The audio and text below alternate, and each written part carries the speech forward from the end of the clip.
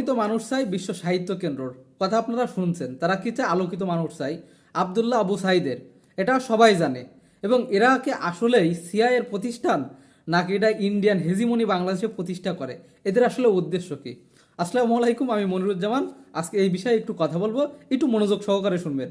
বিশ্ব সাহিত্য কেন্দ্র নিয়ে এখন বেশ আলোচনায় উঠছে যে এটা নাকি প্রতিষ্ঠা করার সময় সিআই থেকে প্রতিষ্ঠা করে দেয়, যে আমেরিকা বাংলাদেশের ভিতরে নজর রাখার জন্য। কিন্তু আমি মনে করি না, কারণ আলোকিত মানুষ চাই এই বিশ্ব সাহিত্য কেন্দ্রের বইগুলো আপনি পড়লে দেখবেন যে বাংলার রেনেসাঁ যুগের বইগুলোতে বা ওই সময়ের লেখকদের বইগুলো বেশি ফোকাস করা হয়। এবং আমি মনে করি এই প্রতিষ্ঠানটা বাংলাদেশে সেকুলারিজম তৈরি করার অন্যতম একটা কারিগর।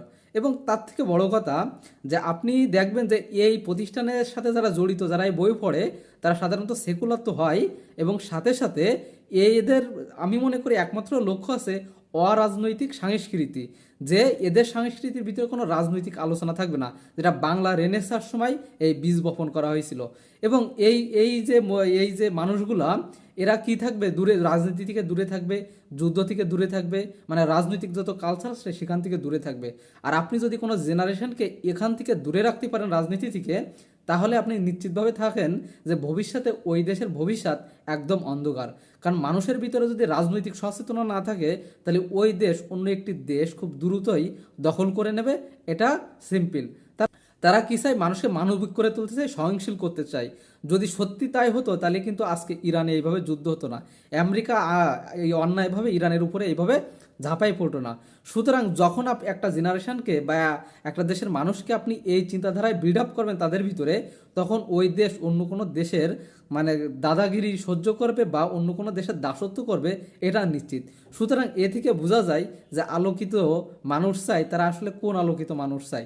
এবং আপনি একটা জিনিস খেয়াল করবেন, তাদের বইগুলো ম্যাক্সিমাম সব বাংলা রেনেসাঁ যুগের সাধারণত বই, বা তারা সবাই আনমোতা উপন্যাস বা ওই সাহিত্যিক জগতের বইগুলো সাধারণত পড়ে থাকে। তার মানে তাদের চিন্তাধারা যে এইসব মানুষগুলো কিভাবে বিল্ড আপ করা হচ্ছে। এবং আপনি আরও জিনিস লক্ষ্য করবেন যে তাদেরকে যুদ্ধ থেকে বিরত রাখা হয়, কিন্তু আমাদের সংসদগুলোতে কি আছে? যুদ্ধ নিয়ে মারামারি হচ্ছে, যুদ্ধের ইতিহাস নিয়ে। সুতরাং চিন্তা করেন যে সংসদে কথা ছিল যে এবার দেশ উন্নয়ন করা নিয়ে কি ল করতে হবে, কিভাবে দেশ উন্নয়ন হবে, সেখানে না তারা ইতিহাস নিয়ে কাদা ছোড়াছুড়ি করতেছে। যাদের কথা ছিল দেশের উন্নয়ন করে নিয়ে কথা বলা, কিন্তু তারা সেই কাজ করছে না। তার মানে এটা নিশ্চিতভাবে মনে রাখেন যে যখন ভারত পুশ করবে যে দুটা দলের ভিতরে কাদা ছোড়াছুড়ি হবে মুক্তিযোদ্ধা নিয়ে, তার মানে মনে করবেন দেশের উন্নতি থেমে যাবে এবং তারা তাদের ইতিহাস নিয়ে পড়ে থাকবে, আলটিমেটলি দেশ নিয়ে আগাবে না। এবং জেনারেশনদের ভিতরে কি করা হচ্ছে যে যুদ্ধ চেতনা তাদের ভিতরে লালন করা হচ্ছে না, তাদের পলিটিক্যাল সংস্কৃতি থেকে দূরে রাখা হচ্ছে।